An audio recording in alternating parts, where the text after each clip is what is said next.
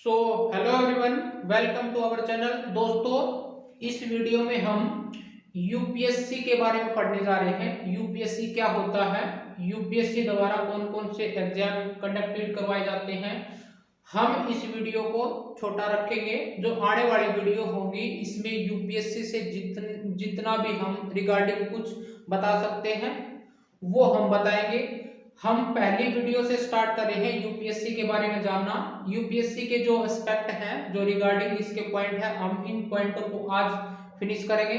आने वाली जो वीडियो होंगी इससे रिलेटेड और भी वीडियो बनाई जाएगी। दोस्तों, इस वीडियो में हम देखेंगे जो ऑल अबाउट यूपीएससी। यूपीएससी क्या है, इसकी फुल फॉर्म क्या है, समझ पा रहे हो। यूपीएससी यूपीएससी यूपीएससी द्वारा इसकी हिस्ट्री क्या रही है, इसके बैक में क्या रहा है, ये कहां से आई है, मतलब यूपीएससी को पहले कहां पे कंडक्ट करवाया जाता था, इस यूपीएससी में कौन कौन से एग्जाम होते हैं, समझ पा रहे हो। जो आईएएस का एग्जाम होता है वो भी क्या यूपीएससी ही कंडक्ट करवाता है, या फिर कोई और कौन कौन से एग्जाम कंडक्ट करवाए जाते हैं, समझ पा रहे हो दोस्तों। हिस्ट्री। और जो थर्ड पॉइंट है, what are the function of UPSC, इसके फंक्शन पढ़ेंगे, समझ पा रहे हो, ये फंक्शन क्या क्या करवा सकती है। और इसके बारे में जो फोर्थ पॉइंट है दोस्तों, what are the exam conduct by UPSC for selection into civil service. इस एग्जाम को सिविल सर्विस भी बोलते हैं दोस्तों। इस सिविल सर्विस में कौन कौन से एग्जाम कंडक्टेड करवाती है ये बॉडी, समझ पा रहे हो। ये दो तरह से इसमें सिविल सर्विस इनटू होते हैं, समझ पा रहे हो। ये सिविल सर्विस एग्जाम के थ्रू होते हैं। इस सिविल सर्विस में कौन कौन से एग्जाम होते हैं इसमें हम पढ़ेंगे, और जो डिफेंस सर्विस एग्जाम होते हैं उसके बारे में हम पढ़ेंगे। आइए दोस्तों, इसके पहले जो जो पहला पॉइंट था ऑल अबाउट यूपीएससी, उसके बारे में हम पढ़ते हैं। इस वीडियो के तहत आप लोग अच्छे तरीके से समझ जाओगे, और ये वीडियो उन दोस्तों के लिए है जो आने वाले टाइम में यूपीएससी करना चाहते हैं, सिविल सर्विस यानी आईएएस बनना चाहते हैं, आईपीएस बनना चाहते हैं, डिफेंस फॉरेन सर्विस में जाना चाहते हैं, और सिविल सर्विस उनका जो एम है, उन लोगों के लिए ये वीडियो है।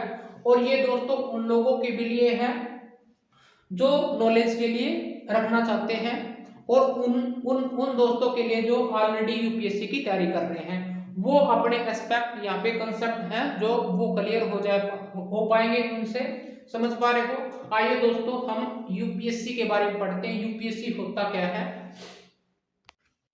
आइए दोस्तों, जो यूपीएससी होता है उसकी फुल फॉर्म होती है the union public service commission, समझ पा रहे हो।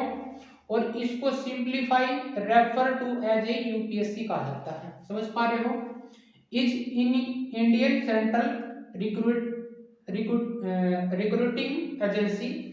ये क्या काम करती है, जो सेंटर के जितने भी एग्जाम होते हैं, समझ पा रहे हो, जो सेंट्रल अथॉरिटी है रिक्रूट करती किसको, जैसे हमने देखा था जो इंडियन एडमिनिस्ट्रेटिव सर्विस है, जो आईएएस बोलते हैं, इंडियन पुलिस सर्विस है आईपीएस बोलते हैं, इंडियन फॉरेन सर्विस है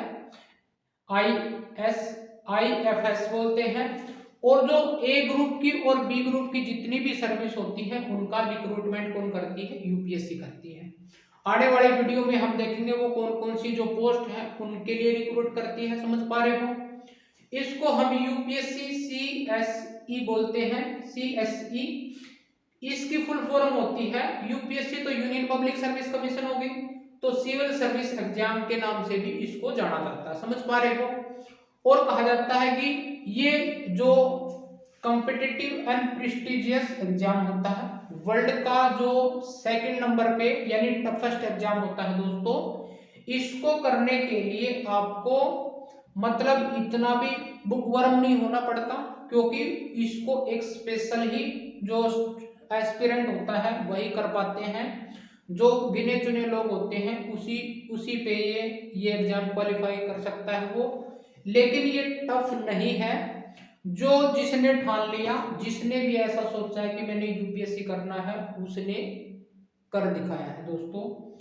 ये स्पेशल सिर्फ उन बच्चों के लिए होता है जो समाज से कहीं ना कहीं पिछड़ चुके हैं, जो गरीबी में रहा होगा वो बच्चा कर सकता है इसको।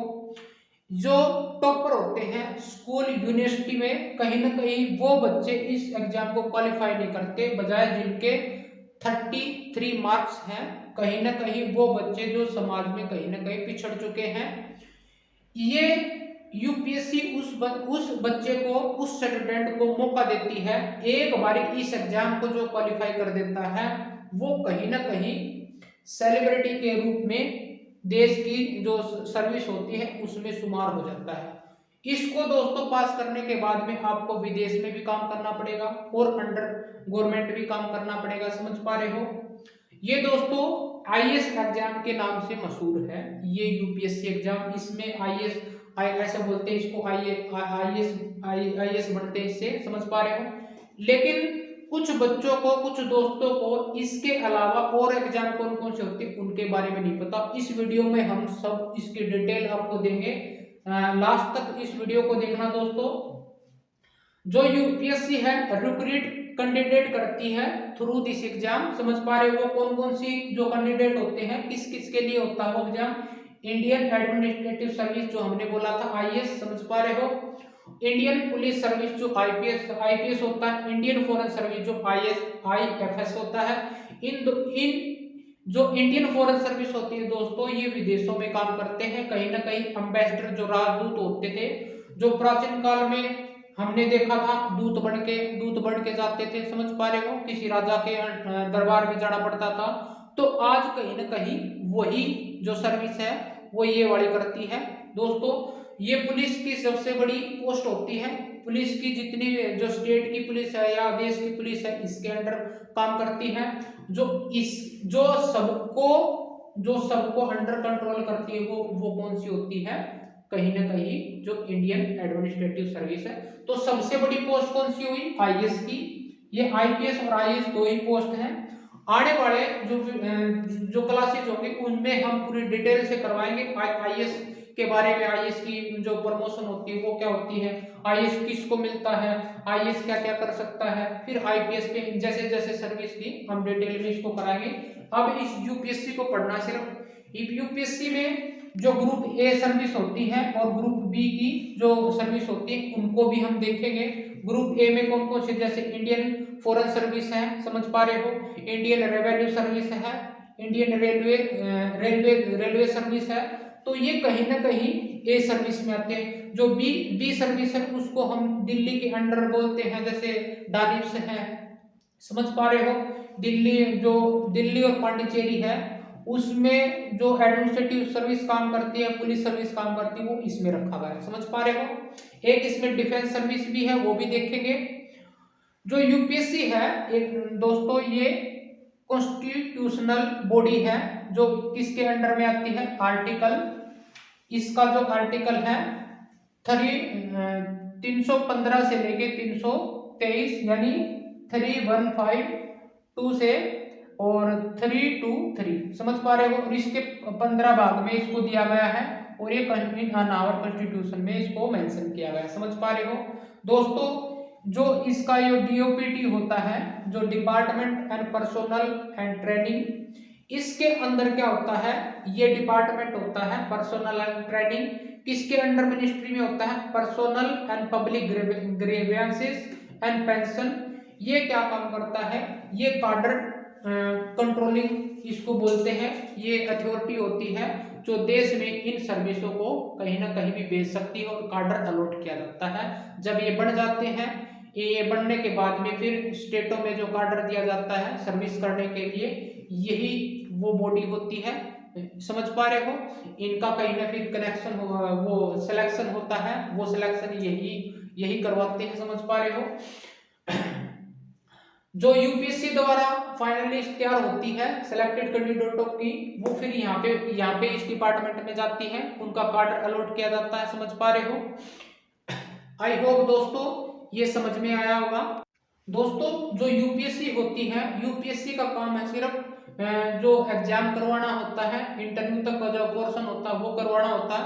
जो सिलेक्ट होते हैं, सिलेक्ट होने के बाद में जो रिपोर्ट कार्ड बनती है हम देखते हैं, वो जो सिलेक्टेड कैंडिडेट होते हैं वो सिलेक्टेड कैंडिडेट इस डिपार्टमेंट में जाते हैं। फिर वो डिपार्टमेंट क्या करता है, उनकी लिस्ट तैयार करेगा, समझ पा रहे हो। एक कार्डर अलॉट होगा उसके लिए, वो किस स्टेट में जो सर्विस देगा, समझ पा रहे हो। ये वो जो कार्डर अलॉटिंग होती है यहाँ पे करती है, समझ पा रहे हो दोस्तों। इसके बाद में हम देखते हैं आगे, जब यूपीएससी जब कैंडिडेट सेलेक्ट हो जाता है डियर, इंटरव्यू हो जाता है, पेपर पास हो जाता है, वो 1 साल में इसका एग्जाम क्लियर हो जाता है, सब कुछ हो जाता है, तब उसको देश में कौन कौन सी सर्विस देनी पड़ती है। लाइक जो कैंडिडेट सेलेक्ट हुआ है उसको सब डिविजनल मजिस्ट्रेट एसडीएम के रूप में काम करना पड़ता है, समझ पा रहे हो, डीएम के रूप में काम करना पड़ता है। जब ये एक डिस्ट्रिक्ट में काम करता है तब उसको एसडीएम और डिस्ट्रिक्ट मजिस्ट्रेट की तरह उसको काम करना पड़ता है, समझ पा रहे हो। ये तो है सेंटर की सर्विस। और जो स्टेट सिविल सर्विस होती है, जैसे हरियाणा सिविल सर्विस और राजस्थान सिविल सर्विस, उनके एग्जाम वो स्टेट सिविल सर्विस करवाता है। आई होप दोस्तों ये भी समझ में आया होगा आपको। उनका अलग डिपार्टमेंट है स्टेट का, ये क्या है सेंटर। सेंटर में जो सिविल सर्विस होती है उसको हम यूपीएससी बोलते हैं, समझ पा रहे हो। जब जब कैंडिडेट 3 तरह से इसका सिलेक्शन होता है डियर, ये जो डीओपीटी है ये कैसे करता है, ये कार्डर अलॉट करता है। ये जो कैंडिडेट है सिलेक्शन हुआ, इसको 3 तरह से सर्विस करनी होती है। एक तो अंडर गवर्नमेंट के थ्रू, जो मिनिस्ट्री किसी भी मिनिस्ट्री में काम करना पड़ सकता है, समझ पा रहे हो, वो अंडर सेक्रेटरी के रूप में काम करता हुआ। तो फिर स्टेट गवर्नमेंट में काम करता है, वो डेपुटेशन पे काम करवाती है। स्टेट गवर्नमेंट भी उसको यहाँ से मतलब वो अपील कर सकती है, और यूपीएससी यानी और जो जो गवर्नमेंट है वो भी कहीं ना कहीं इसको डेपुटेशन पे स्टेट गवर्नमेंट में काम करने के लिए भेज सकती है दोस्तों। आई होप दोस्तों समझ में आया। और तीसरा पॉइंट है, जब स्टेट गवर्नमेंट या जो हमारी गवर्नमेंट है किसी डिस्ट्रिक्ट में, स्टेट की डिस्ट्रिक्ट में काम करने के लिए यहाँ से जो आईएएस है या आईपीएस है उनको रिक्रूटमेंट कर सकती है, यानी डेपुटेशन पे भेज सकती है। आई होप दोस्तों, आई होप समझ में आया होगा ये चीजें। आइए दोस्तों इस यूपीएससी की हिस्ट्री के बारे में बढ़ते हैं। दोस्तों ये पहले ये एग्जाम यहाँ पे कंडक्ट नहीं होता था, ये कंडक्ट कहाँ पे होता था, यूके में होता था, यानी ब्रिटेन में होता था। जब हमारे पास में जो ब्रिटिश थे यहाँ पे इन्वेंटर के रूप में आए थे, वहीं से उन्होंने ब्रिटिश ईस्ट इंडिया कंपनी द्वारा इंट्रोड्यूस, ये जो कॉन्सेप्ट था ये ब्रिटिश ईस्ट इंडिया कंपनी द्वारा किया गया था। ये एग्जाम कब दिया गया था, 1854 में, समझ पा रहे हो। 1854 में जब वो ब्रिटिश हमारे पास यहाँ पे राज करती थी, उस समय की बात है। 1854 में ये इस पोस्ट को यानी इस सिविल सर्विस एग्जाम को इंट्रोड्यूस किया गया था, इस कॉन्सेप्ट को।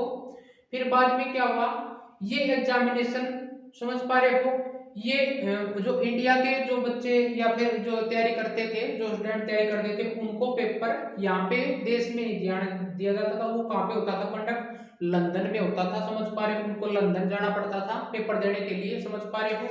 और जो पहला था इन 1864 में, जो फर्स्ट इंडियन सत्येंद्रनाथ टैगोर था, जो रविंद्रनाथ टैगोर का ब्रदर है, उसने इस एग्जाम को पास करने में सक्सेस हासिल की, समझ पा रहे हो। जो पहला इंडियन था वो कौन था, सत्येंद्रनाथ टैगोर।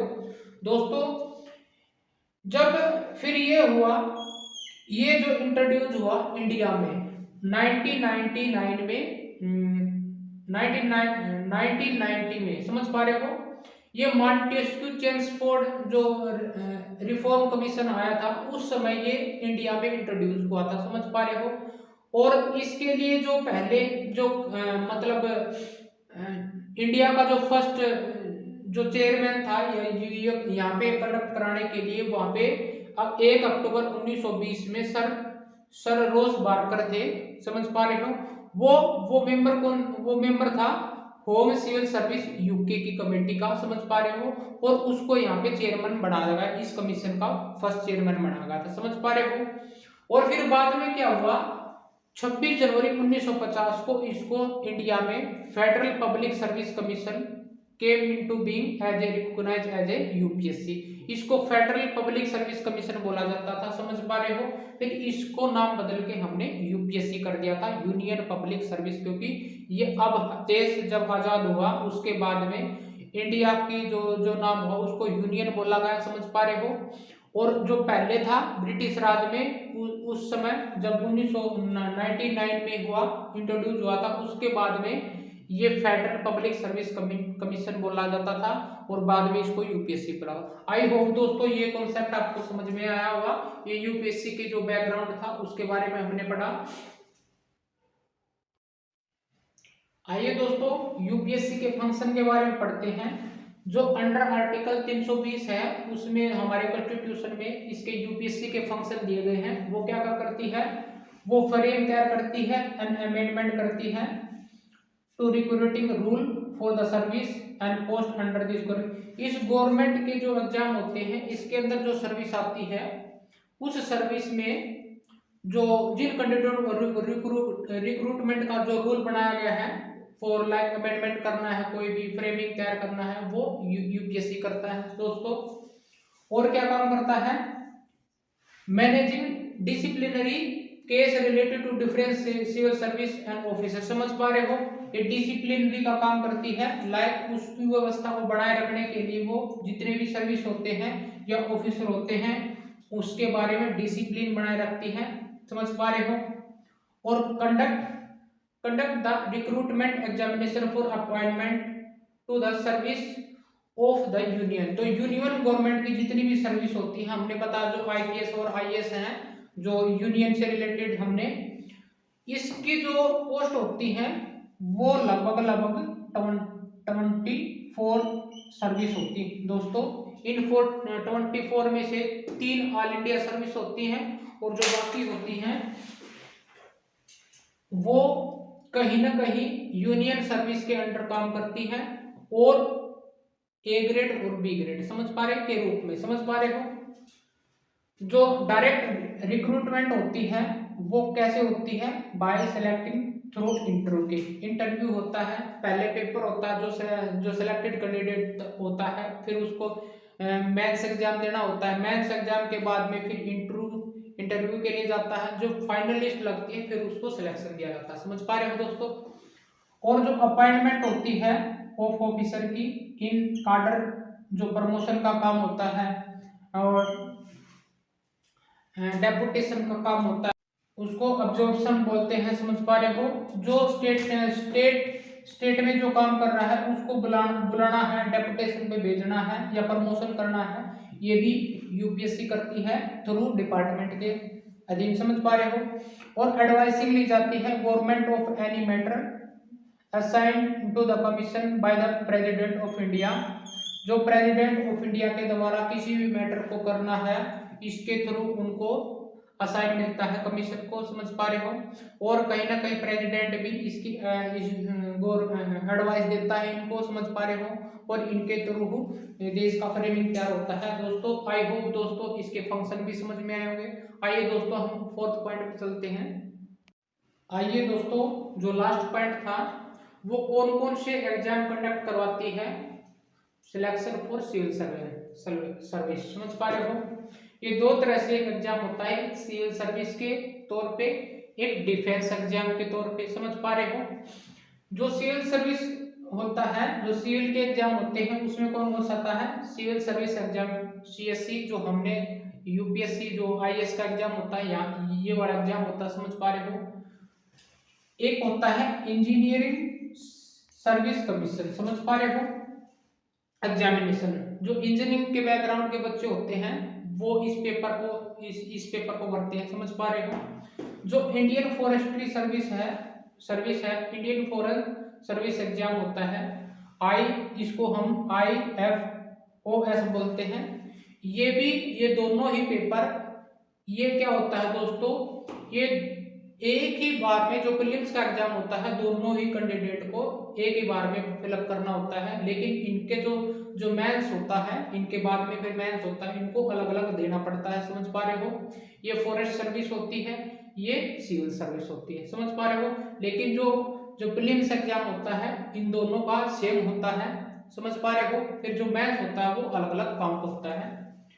और एक होता है central armed police force exam, CAPF बोलते हैं इसको। ये भी एग्जाम यही कंडक्ट कराती है। जो हमने 24 सर्विस को किया था उसमें से जो बी ग्रेड की बोलते थे ना, उसमें ये आती है। समझ पा रहे हो दोस्तों? और Indian economic service and Indian statistical service होती है, IFS बोलते हैं इसको, ISS बोलते हैं। समझ पा रहे हो? जो इकोनॉमिक जो जो इकोनॉमिक के बच्चे होते हैं वो इस एग्जाम को दे सकते हैं। और ये और क्या होता है, combined Jio scientist and geological exam होता है, ये करवाती है। कंबाइंड मेडिकल सर्विस होती है, जो मेडिकल के बच्चे होते हैं, समझ पा रहे हो, वो ये दे पाते हैं। Special class railway appearance exam होता है इसके लिए। समझ पा रहे हो? इसमें एक जो इंडियन रेलवे सर्विस होती है वो इसी के तहत एक special class railway appearance exam भी होता है। समझ पा रहे हो? और इंडियन रेलवे सर्विस भी होता है। इसके सिविल सर्विस में जो आती है वो 24 में से कहीं ना कहीं एक पोस्ट ये भी होती है।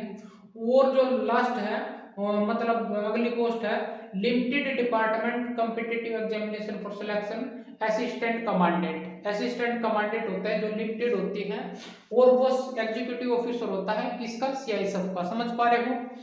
और जो डिफेंस सर्विस होती है हमने देखा था, जो नेशनल डिफेंस एकेडमी NDA के एग्जाम होते हैं और नवल के होते हैं, वो पहला और दूसरा एग्जाम ये भी कंडक्ट करवाती है। और जो कंबाइंड डिफेंस सर्विस होती है जिसको हम CDS बोलते हैं, इसके फर्स्ट और सेकंड पेपर को इसको कंबाइंड करवाती है। समझ पा रहे हो? आई होप दोस्तों ये वीडियो आपको पसंद आई होगी। हमने इसके बारे में देखा UPSC क्या है, UPSC का हिस्ट्री देखा, UPSC के जो फंक्शन थे वो देखे, हमने इसके जो सर्विस थी उसके बारे में देखा।